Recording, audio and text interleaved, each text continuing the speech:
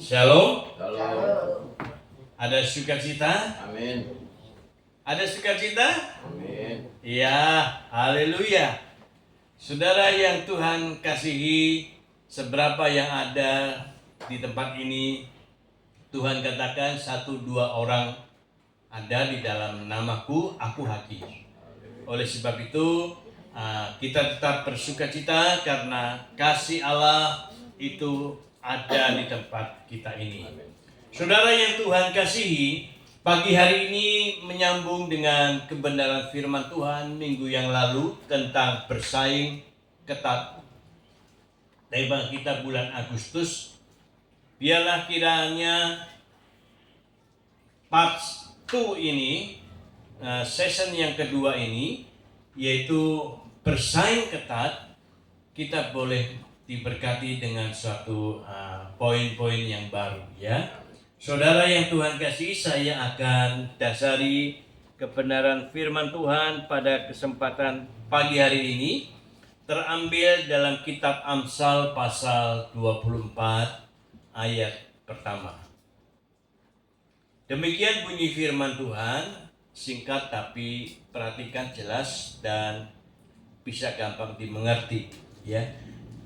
Jangan iri, saudara, ya. Jangan iri kepada orang jahat, ya. Ada banyak orang yang di luar sana kita kadang-kala iri, ya.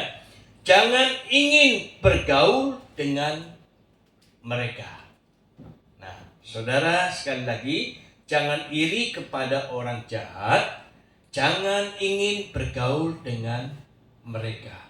Ini firman Tuhan yang saya ambil dan saya dasari mengenai persaingan. Sebab nanti di dalam persaingan yang ketat ini ada faktor ini yang masuk di dalam kebenaran firman Tuhan, ya. Saya pengertian yang kedua mengenai bersaing dengan ketat, yaitu suatu perjuangan yang didasari agar mendapat sesuatu yang baik, ya. Persaingan ini dilakukan oleh orang atau sekelompok orang untuk mendasari perbuatan atau hasil yang menjadi baik untuk ke depan. Saudara, ya, tujuannya bersaing membangun posisi yang menguntungkan, ya. Artinya menjadi baik, kemudian yang kedua dapat menguntungkan kehidupan kita, ya. Saudara yang Tuhan kasihi, ya, perhatikan, kita fokus kepada firman Tuhan. Maaf Ibu, ya, jangan bicara, fokus kepada firman Tuhan, ya. Kembali lagi, bersaing boleh, ya, tetapi tujuannya untuk menghasilkan sesuatu yang baik dan akan memberkati kehidupan kita. Oleh karena itu, persaingan itu di mana-mana muncul, ya. Persaingan muncul. Ada seorang yang bernama Michael Pater, ya. Dalam kehidupannya dia melakukan bahwa untuk memiliki kinerja yang lebih baik, orang yang bersaing, kata Michael Pater, untuk mendapatkan kinerja yang lebih baik. Kalau nggak ada saingan, kerjanya sampai-sampai saja, ya. Tetapi pada waktu kita menghadapi persaingan, wah, di depan ada suatu perusahaan yang sama dengan kita, mengerjakan sesuatu hasil yang sama, saudara. Nah, mereka harus bersaing, kinerjanya jauh lebih bagus supaya mutu pekerjaannya, hasilnya lebih baik. Tetapi kalau seandainya tidak ada persaingan, ya santai-santai saja. Oleh karena itu, saudara yang Tuhan kasihi, persaingan itu dimanapun kita hidup itu pasti ada, ya. Saudara, saya melihat ada tukang bakso bersaing dengan tukang bakso, ya. Nah, bakso yang satu menciptakan bakso yang kecil-kecil. Kemudian bakso yang kedua menciptakan bakso yang super, 2 kali besar, lebih besar lagi. Nah, di dalam hal seperti ini mereka bersaing, orang akan memilih yang mana yang enak dan mana yang murah. Dan oleh karena itu saudara yang Tuhan kasih, dari pedagang kaki lima sampai pedagang kelas atas, itu selalu ada persaingan-persaingan yang terjadi. Hidup di dalam kehidupan ini pasti ada persaingan. Bukan hanya manusia saja saudara, ya. Dari binatang-binatang yang ada di muka bumi pun mereka bersaing. Saya kerap kali melihat suatu film binatang, ya, antara binatang satu dengan binatang yang lain ini saling memakan. Mereka bersaing mana yang lebih kuat, mana yang lebih hebat, yang lebih dahsyat. Itulah yang akan memenangkan persaingan di dalam kehidupan di dunia ini. Oleh karena itu saudara yang Tuhan kasih, bagaimana kita bisa memahami persaingan itu ada di dalam sekitar kehidupan kita. Nah, saudara, persaingan yang tidak boleh muncul di dalam kehidupan kita. Perhatikan, Alkitab mencatat tadi dikatakan, ya, yaitu adalah iri hati. Orang bersaing boleh, tetapi tidak boleh ada iri hati. Iri hati itu, saudara punya nggak kadangkala iri hati ini kepada tetangga kita sebelahnya, ya. Tetangga punya televisi kira bakso, istri ngikut sama suaminya. Tuh, lihat tuh, tetangga sebelah punya TV baru. Kapan kita punya TV baru? Saudara, nah, suami bilang kerja yang keras. Istrinya bilang sama suaminya begitu, cari duit. Kalau nggak dapat duit nggak usah pulang. Waduh, nah ini kan repot, ya. Orang yang punya iri hati di dalam bersaing itu tidak sehat, ya, tidak bagus. Suami didesak untuk mencari uang banyak, dia dapat uang banyak, tetapi uang korupsi bisa, ya, uang manipulasi, uang menipu, ya, saudara. Nah, ada banyak orang terjebak oleh situasi seperti itu karena apa?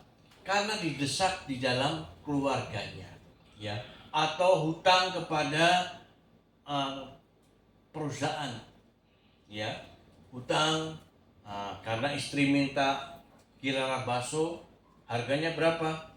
10 juta, 15 juta, seandainya hutang, nanti dicicil untuk perekonomian kehidupan hari-hari per bulan nggak cukup. Nah, ngomel lagi istrinya. Nah, bagaimana? Suami pusing, ya. Apalagi saudara, sekarang ini banyak bank online, saudara, ya. Ini mau utang berapa saja bisa, yang penting KTP, hanya KTP.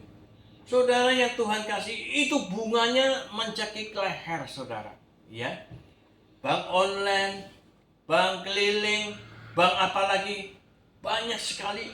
Nah, itu orang yang sudah terjerat seperti itu, hidupnya biasanya itu kalau nggak utang nggak enak, lebih baik utang. Wah, ini celaka. Kalau orang yang hidupnya seperti demikian, kalau sudah lunas, ya sudah, puji Tuhan, jangan utang lagi. Enggak bang, maaf, makasih, saya nggak ambil lagi. Di online banyak menawari, Bapak mau renovasi rumah, mau beli mobil, bisa kredit dalam waktu 2 jam, uang cair. Wah, enak sekali. dalam arti saya pikir. Tapi begitu saya tanya, saya iseng-iseng saja, berapa bunganya kalau saya utang sekian? Wih, jauh daripada kalau kita seandainya ngambil mobil kredit itu harganya di atas mungkin 15% lebih tinggi daripada bank-bank yang biasa. Oleh karena itu saudara, jangan dilihat kemudahannya saja kita mendapatkan uang, tetapi pembayarannya saudara, ya, pembayarannya yang sangat berat. Wah enggak Pak Pendeta, saya sudah kenal itu sama orang bank itu, kenal baik, jadi nggak mungkin itu orang itu jahat kepada saya. Saudara yang Tuhan kasih, tidak bisa seperti itu. Business as business. Kalau saudara nggak bisa bayar, saudara bisa punya apa di rumah, bisa ditarik. Oleh karena itu saudara, miliki hati, jangan iri hati kepada orang-orang di luar sana. Orang-orang di luar sana mempunyai sesuatu yang lebih daripada kita. Kita berkata, ya puji Tuhan. Kalau Tuhan izinkan, siapa tahu Tuhan memberkati kita dan kita bisa dapat. Nah itu boleh kata-kata yang seperti itu. Jangan kita, kapan ya Tuhan ya, kapan ya Tuhan ya, saya harus punya seperti dia punya. Ya saudara, oleh karena itu saudara yang Tuhan kasih, tidak boleh timbul di dalam pemikiran kita, benak kita, iri hati yang sangat besar. Ya, iri hati ini biasanya dimiliki oleh ahli-ahli Taurat. Ahli-ahli Taurat atau orang Farisi, orang-orang yang hafal Alkitab di zaman dulu, ya. Pada waktu zamannya Tuhan Yesus hidup, ahli-ahli Taurat ini iri hati kepada Tuhan Yesus, ya. Ya, iri hati semua pelayanan Tuhan Yesus itu diberkati. Semua pelayanan orang-orang sakit pada waktu Tuhan Yesus ada, didoakan, disembuhkan. Orang kerasukan setan, setannya bisa dilepaskan. Dan orang-orang yang lumpuh, Tuhan bisa bangkitkan. Saudara, orang yang mati Tuhan bisa hidupkan kembali. Nah, saudara yang Tuhan kasih, orang Farisi dan orang-orang ahli Taurat, orang Saduki dan sebagainya, itu berpikir, bagaimana caranya kita bisa menjatuhkan itu yang namanya Yesus. Saudara, bukannya seperti demikian. Kalau orang iri hati, dia putar otaknya, dia putar pikirannya, dan bagaimana caranya menjebak Yesus supaya dia bisa dijatuhkan dan kalau bisa dibunuh oleh orang-orang Farisi dan ahli Taurat. Suatu saat pada waktu Yesus melayani, pada waktu itu pas hari Sabat, saudara. Dan di dalam Taurat dikatakan bahwa pada waktu hari Sabat kita tidak boleh bekerja dan melakukan apa-apa. Apalagi kita berbuat sesuatu pada waktu hari Sabat. Ya, aktivitas yang sangat menonjol. Tuhan Yesus menolong orang yang akan mati. Dan pada waktu itu orang-orang ahli Taurat, orang-orang Farisi melihat mujizat Tuhan Yesus yang terjadi pada waktu hari Sabat. Saudara. Nah, kemudian ahli-ahli Taurat dan orang Farisi itu saling berbisik. Ini saatnya kita bisa menjatuhkan yang namanya Yesus. Dia berbuat menyalahi hukum Taurat.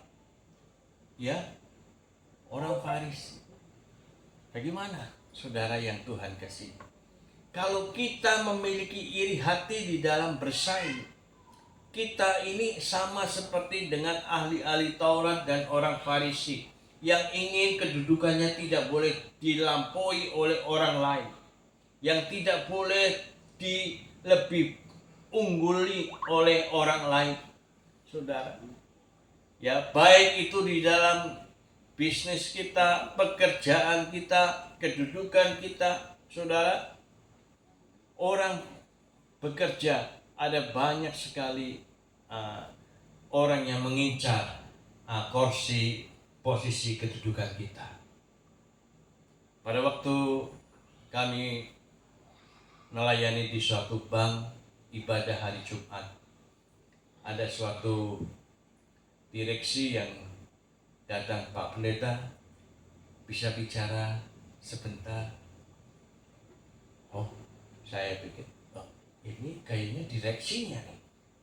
Oh, Bapak direksi bank ini, Pak? Iya, iya, kepala cabang, saudara. Ya, oleh sebab itu dia minta waktu setelah saya khotbah selesai di ibadah gereja situ, bukan gereja tapi ibadah kantor itu. Dia ngajak saya di ruangan direksinya, kemudian sambil ngopi bareng dan bicara. Dan dia katakan, "Pak Pendeta, saya punya pergumulan bahwa saya akan digeser kursi jabatan saya." "Kenapa, Pak?" "Ya, saya difitnah seperti ini, seperti ini, Pak. Saya harus bagaimana, Pak?" Saya bilang, saya sakit, saya bilang, "Faktanya bagaimana, Pak?" "Faktanya saya tidak berbuat apa-apa. Saya tidak korupsi, saya tidak manipulasi, saya tidak KKN, dan saya tidak berbuat dan tidak merugikan bank ini." "Oh ya? Kalau begitu, kalau Bapak itu benar, berarti Bapak pasti dibela Tuhan. Berdoa saja, Pak. Berdoa." "Ya, tapi ini suara santer sudah sampai ke atas." "Berdoa, Pak. Bapak tinggal membuktikan fakta kebenaran Bapak, dan Bapak pasti dibela." Setelah itu saya doakan, saya tumpang tangan di kepalanya, dan saya berkata, "Roh Kudus, tolong Pak ini." 3 bulan kemudian dia telepon saya, "Pak Pendeta bisa datang ke kantor pelayanan untuk kembali lagi, Pak? Sambil saya ingin bicara dengan Bapak."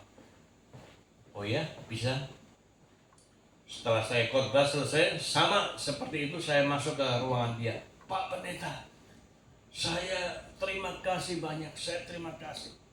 Jabatan saya tetap dipertahankan, Pak.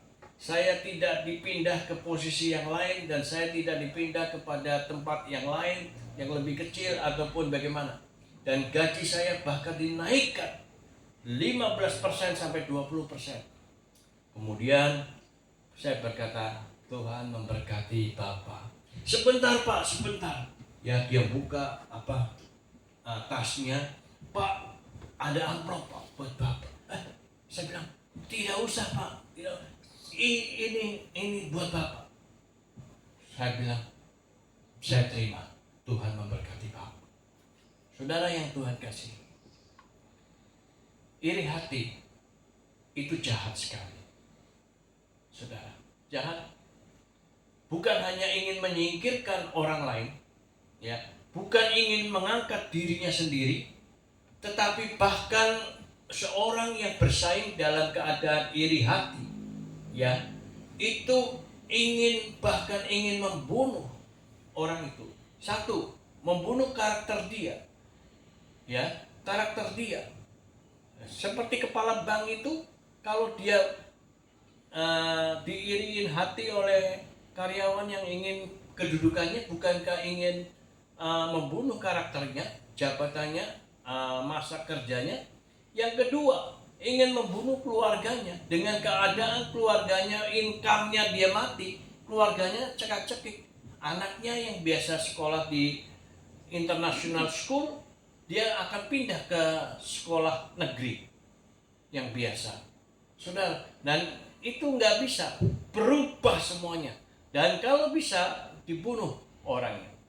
Orang yang iri hati ini sangat jahat dan akan merugikan banyak orang, saudara. Termasuk orang Farisi dan ahli Taurat. Dia bersaing dengan Tuhan Yesus. Dia bukan hanya ingin menjatuhkan Tuhan Yesus, tetapi dia ingin membunuh Tuhan Yesus pada waktu dia masih hidup bersama-sama di dalam pelayanan.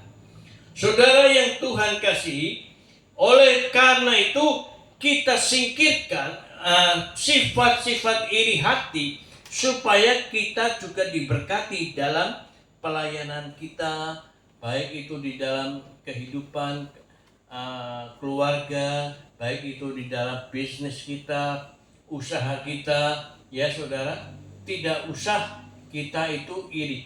Kalau Tuhan sudah memberikan sehari ini berkat, ya hanya setaker mangkok saja, bersyukur kepada Tuhan. Bersyukur kepada Tuhan. Kalau Tuhan besok melimpahkan rezeki yang banyak, kita bersyukur kepada Tuhan. Bersyukur.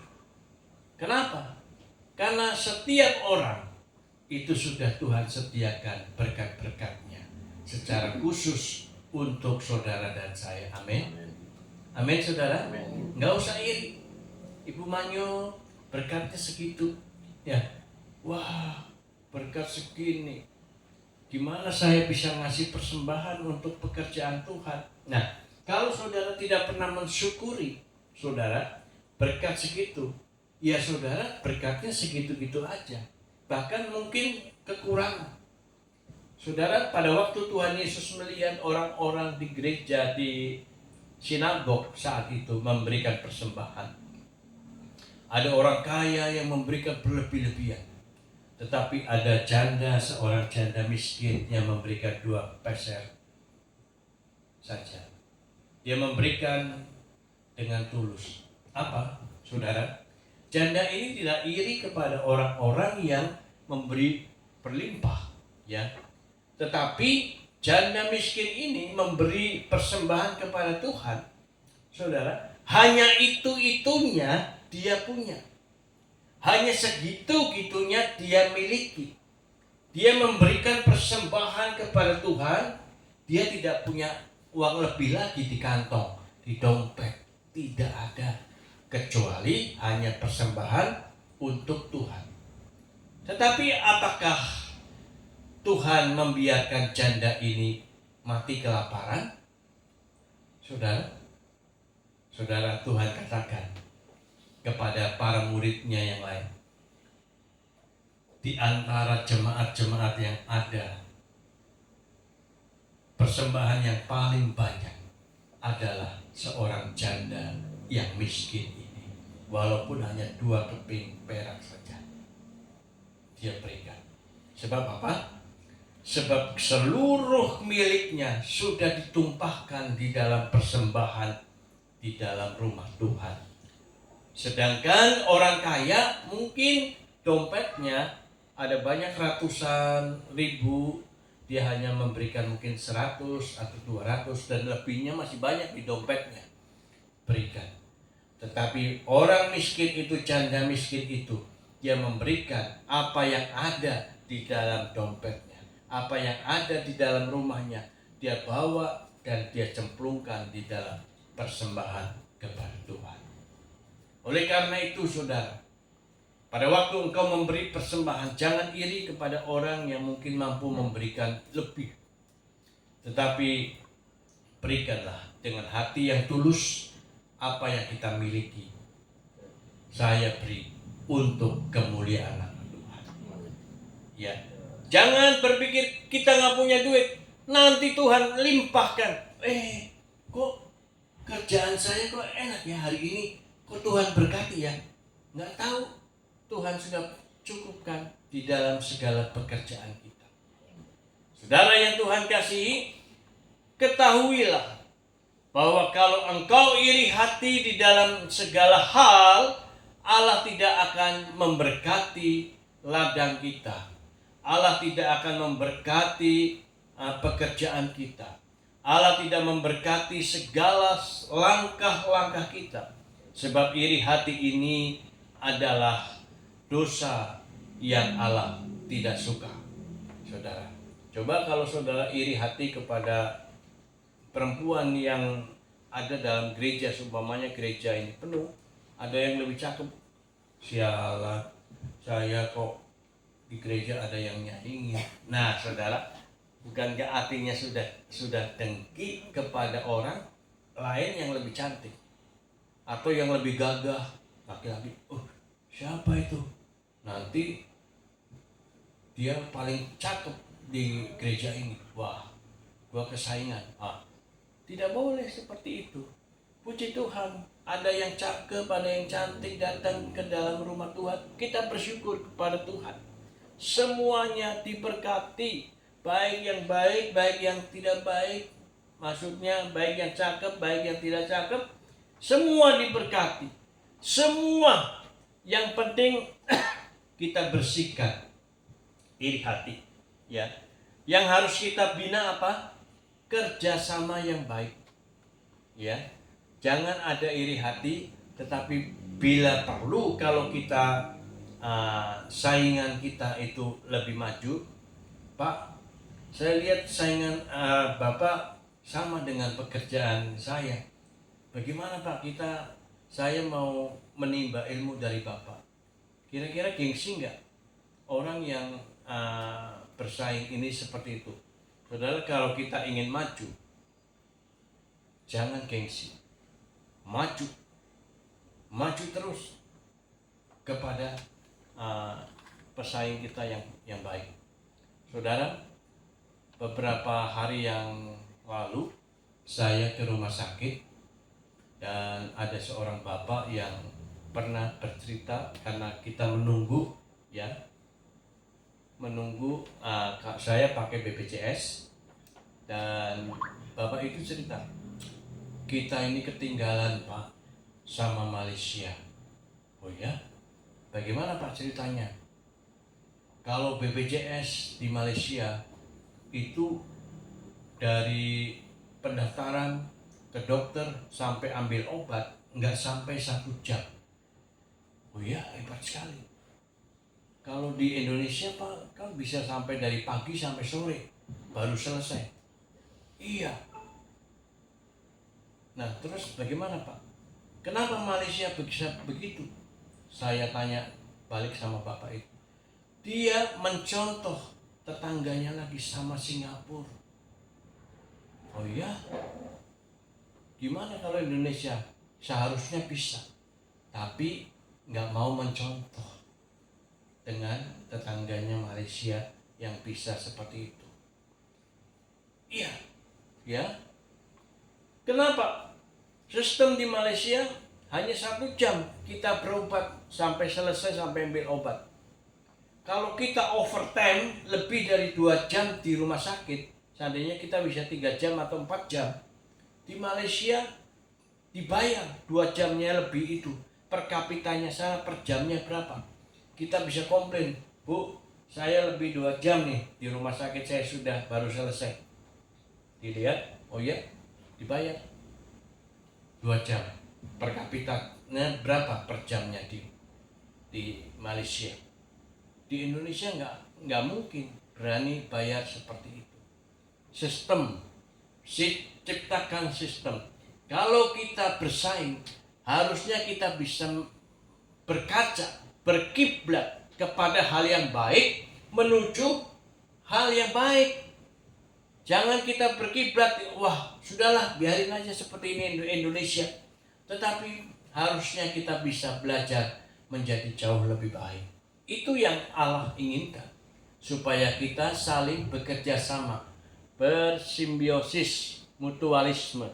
Kita saling menguntungkan satu dengan yang lain, supaya kita bisa menjadi berkat buat orang lain di dalam bisnis, di dalam kerohanian, di dalam pergaulan, di dalam pendidikan dan sebagainya. Yang kedua yang saya bisa bagikan, saudara, bersaing itu sebenarnya wajar, ya. Kehidupan di dunia ini tidak ada orang yang tidak bersaing, ya. Orang hidup di dunia ini pasti bersaing. Bersaing contohnya dalam penerimaan PNS, ya. dalam penerimaan PNS itu biasanya orang itu berbondong-bondong sekarang. Sekarang PNS itu gajinya kan sekali masuk mungkin sekitar 7,5 juta, ya. Makanya banyak orang berbondong-bondong lari untuk menjadi PNS. Yang daftar 10.000 yang daftar. Kemudian yang diterima hanya 1.000. Nah, bagaimana yang 9.000? Nah, bukankah itu bersaing, saudara? Ya, dalam pendaftaran PNS itu kan bersaing. 10.000 yang diterima 1.000, jadi hanya 10% saja yang diterima. Nah, artinya di dalam persaingan itu harus menunjukkan kualitas pribadi kita, mutu atau kepandaian yang kita miliki di dalam kehidupan kita. Kalau saudara tidak mempunyai keahlian, saudara tidak mempunyai mutu yang baik di dalam pribadinya, engkau akan tersingkir. Ya, engkau akan tersingkir. Artinya apa? Di dalam persaingan itu adalah hal yang wajar terjadi. Ya. Orang-orang yang lemah, orang-orang yang bodoh, orang-orang yang ketinggalan dalam belajar dan sebagainya akan tersingkir. Saudara. Kenapa? Karena semakin kita tahun menjadi tambah maju, tahunnya tambah bertambah, itu persaingannya itu semakin ketat. Bukan hanya penerimaan PNS, pendaftaran sekolah pun sama, saudara. Ya, kemarin saya mendaftarkan anak saya di online untuk SMP negeri. Terpental-pental terus namanya dia. Saya tanya kepada gurunya, kenapa ini Pak, kok terpental-pental terus? Oh, Bapak, jaraknya lebih daripada yang diinginkan. Oh, begitu. Jadi prioritas itu yang terdekat daripada sekolahan. Kemudian yang kedua daripada nilainya. Saudara, nah itu akan ada persaingan-persaingan yang menggeser kita secara otomatis. Wajar. Oleh karena itu, saudara yang Tuhan kasihi, persiapkan diri kita, ya. Oleh karena Kristus juga mau bahwa kita ini menjadi murid-murid yang pandai, menjadi murid-murid yang diberkati Tuhan. Jangan kita hanya berpangku tangan saja, jangan hanya kita uncang-uncang kaki saja di rumah, tetapi kita mempersiapkan di dalam segala persaingan itu dengan baik agar kita boleh menjadi pesaing yang menang. Saudara yang Tuhan kasihi, jangan salahkan Tuhan kalau kita terpental, ya, pada waktu kita bersaing, mendaftar dan sebagainya, karena kita sendiri tidak mempersiapkan diri kita dengan baik. Karakter kita ya begitu-begitu saja. Oleh karena itu, saudara, kalau engkau dalam bersaing, persiapkanlah dirimu dengan baik, akalmu dipenuhi dengan ilmu-ilmu, pengetahuan yang baru, supaya engkau menjadi pemenang di dalam persaingan. Yang ketiga, yang terakhir, saudara, ya, bersaing itu bisa menjadi jelek, ya. Seharusnya bersaing harus menjadi jauh lebih baik. Tetapi bersaing ini akan menjadi rusak jika pesertanya ini memiliki karakter menyuap. Nah, saudara, ada banyak orang yang masuk sekolah SMP saja nih, saudara, ya, itu di Jawa Barat itu banyak katanya yang menyuap kepala sekolahnya supaya nama dia itu tidak terpental, saudara. Dan itu sudah telusuri dan terdapat ditangkap beberapa kepala sekolah sudah menjadi tersangka. Kenapa? Ya, ada banyak yang orang tua murid yang menyuap. Dalam persaingan terjadi suap menyuap. Saudara mungkin tidak asing lagi bukan? Dalam hal-hal seperti ini. Kalau saudara ingin menjadi polisi pendaftaran, atau mungkin saudara bikin SIM, ya saudara, SIM sekarang sudah nggak angka 8 lagi, nggak siksak lagi, tapi angka S saudara, sik begitu. Dan itu pun masih banyak yang jatuh, terutama orang yang sudah lanjut usia atau ibu-ibu yang badannya agak gemuk, ya, untuk siksak begini dia nggak bisa nenggor. Dan akhirnya dia datang kepada polisi, "Pak, bantu saya Pak." "Oh iya Bu, bisa. Segini Bu." "Iya Pak." Jadi siap. Nah saudara, ini akan menjadi rusak. Dalam hal persaingan seperti itu akan menjadi rusak, ya. Segala situasinya menjadi kacau. Apalagi coba saudara menjelang pilpres seperti ini, ya, menjelang pilkada daerah dan sebagainya. Ada banyak calon-calon pilpres atau calon-calon pemimpin rakyat. "Nih amplop, kamu toblos saya ya, bukannya ada banyak macam seperti itu. Atau mereka bawa bungkusan, "Nih ada bungkusan nih 50 bungkus atau 100 bungkus, pilih nih gambar ini nih yang nomor sekian, yang ciri-cirinya pakai kacamata, berkumis atau tingginya sekian." Wah, toblos itu.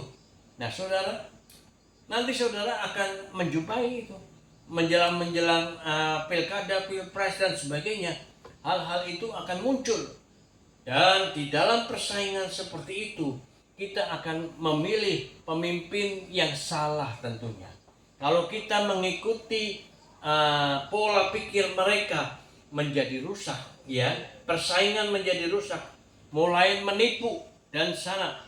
Mereka pakai ijazah yang harusnya S1, S2 diprioritaskan, dia nggak punya S2, dia beli dan cetak ijazah S2. Bisa terjadi. Beberapa kali terjadi, ada suatu universitas yang ada di Jakarta Timur, saya nggak usah sebut, mereka mengeluarkan ijazah bodong, ijazah palsu, tapi mereka nggak kuliah, mereka berani bayar, dan mereka bisa dapat ijazah S2. Saudara yang Tuhan kasih, bukankah itu terjadi itu di debat sarjana hukum itu kerap kali ramai itu, universitas yang mengeluarkan ijazah palsu S2. Itu saudara, banyak sekali tipu menipu, dan itu dalam persaingan itu akan menjadi rusak bila terjadi tipu menipu. Kemudian bukan hanya tipu menipu, saling menjelekkan. Wah, calon itu mah sudah korupsi, pernah manipulasi dan sebagainya, saling menjelek-jelekan. Saudara yang Tuhan kasih, bersaing, tetapi bersainglah saling memuji. Saya senang sekali pada waktu kemarin itu calon pilpres, ada Prabowo, ada Ganjar Pranowo, ada satu lagi Anies Baswedan, 3 calon itu. Pak Prabowo, apa yang positif dari Pak Ganjar Pranowo? Dia ceritakan. Pak Ganjar, apa yang positif dari Anies? Dia ceritakan. Nah, seperti itu seharusnya. Jangan kita bertanya apa negatifnya Pak Anies Baswedan. Wah, kalau negatifnya banyak, tapi nggak perlu kita ceritakan, kita paparkan. Semua rakyat akan tahu. Amin, saudara. Di dalam persaingan seperti ini, agar kita diberkati, mari kita bersaing dengan baik, ya, dengan baik. Bersaing dengan sungguh-sungguh takut kepada Tuhan. Dan saya akan akhiri khotbah saya pagi hari ini. Bersaing itu positif, bersaing itu baik, bersaing itu wajar, dan terutama andalkan Tuhan. Ya, andalkan Tuhan. Kalau engkau mengandalkan Tuhan, pada waktu engkau bersaing itu bisa menang, bisa kalah. Engkau tidak kecewa, engkau tidak frustasi, dan kita tidak menjadi gila. Di dalam persaingan ada banyak orang menjadi stres, menjadi gila, karena mereka tidak mengandalkan Tuhan. Dia mengandalkan otaknya. Tetapi pagi hari ini saya menekankan, di dalam segala persaingan Tuhan izinkan terjadi, tetapi tetap engkau mengandalkan Kristus sebagai penolong dan perencana hidup kita. Amin. Amin buat firman Tuhan. Amin. Mari kita tunduk kepala.